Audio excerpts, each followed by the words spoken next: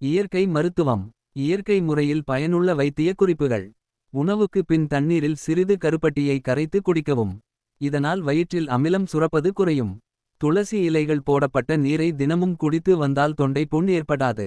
1/4 teaspoon தேக்கரண்டி கருமிளகு தூள், 3 தேக்கரண்டி எலுமிச்சை சாறு, 1 கப் நீரில் 1 தேக்கரண்டி தேன். இந்த கலவையை 3 முதல் 4 வரை மாதங்களுக்கு தொடர்ந்து எடுத்து கொண்டு வந்தால் உடல் எடை குறையும்.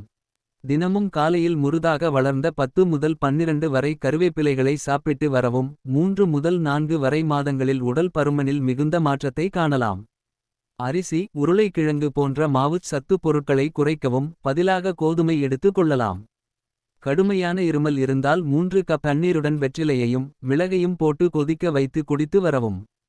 பல்வலி குறைய துளசி இலை 2, கொஞ்சம் உப்பு மற்றும் மிளகுத்தூள் ஆகியவற்றை வலி இருக்கும் இடத்தில் வைத்து அழுத்தி வரவும்.